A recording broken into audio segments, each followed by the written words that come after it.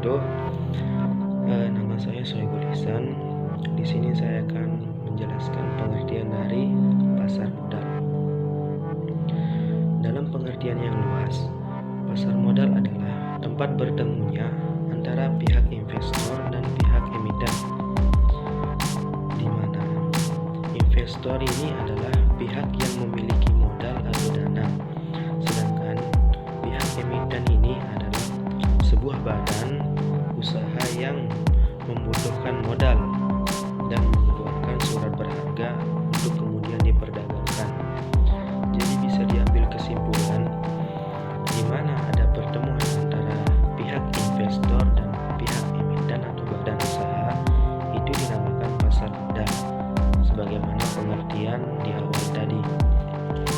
Selanjutnya, pasar modal juga merupakan penghubung antara pihak investor dan pihak emiten atau badan usaha pemerintah melalui perdagangan instrumen melalui jangka panjang.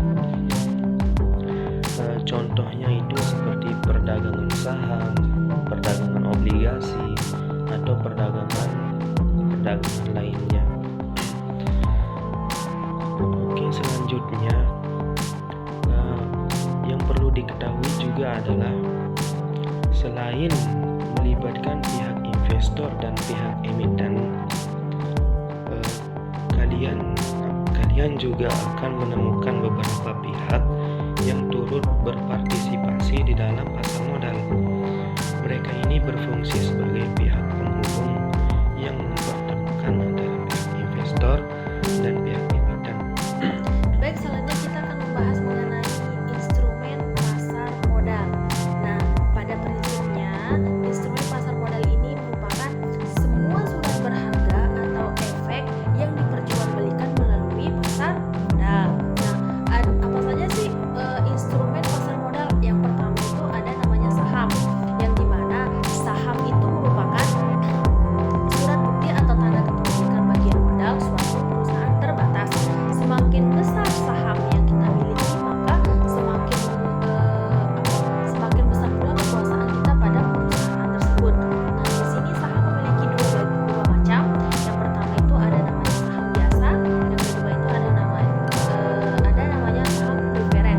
Yang dimana saham biasa ini merupakan saham yang biasa kita lihat diperjualbelikan pada bursa efek, yang dimana keuntungannya itu berupa dividen atau capital gain. Yang kedua itu saham preferen, yang dimana saham preferen ini merupakan saham yang prioritasnya itu lebih dari saham biasa untuk pembagian dividennya. Untuk instrumen yang kedua ada namanya obligasi, yang dimana obligasi itu sendiri merupakan sertifikat yang berisi kontrak antara investor dengan perusahaan, yang dalam kontrak tersebut menyatakan bahwa investor atau pemegang saham telah meminjamkan sejumlah uangnya kepada perusahaan, yang dimana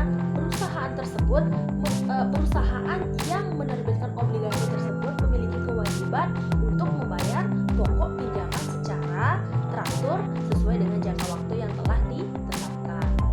Dan yang selanjutnya itu instrumen yang selanjutnya itu ada namanya reksadana, yang dimana reksadana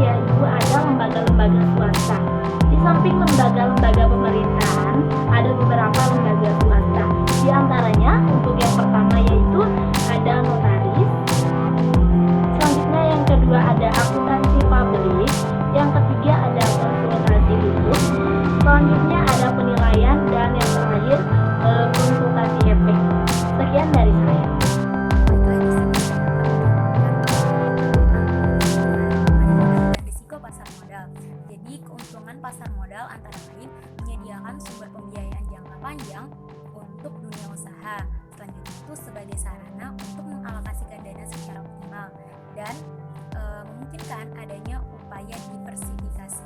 Selanjutnya ada manfaat dari pasar modal. Yang pertama itu manfaat bagi investor, memperoleh dividen bagi para pemegang saham, memperoleh capital gain jika terjadi kenaikan harga saham, dan masih banyak lagi. Selanjutnya itu ada manfaat bagi emiten, di mana memperoleh dana yang lebih besar. Perusahaan juga dapat lebih fleksibel dalam mengolah dana. Selain itu, perusahaan juga dapat memperkecil ketergantungan terhadap bank, dan masih banyak lagi. Selanjutnya ada manfaat bagi pemerintah, di mana membantu pemerintah dalam mendorong perkembangan pembangunan, membantu pemerintah dalam mendorong kegiatan investasi, dan juga menciptakan kesempatan kerja. Selanjutnya ada risiko dari pasar modal. Yang pertama itu ada risiko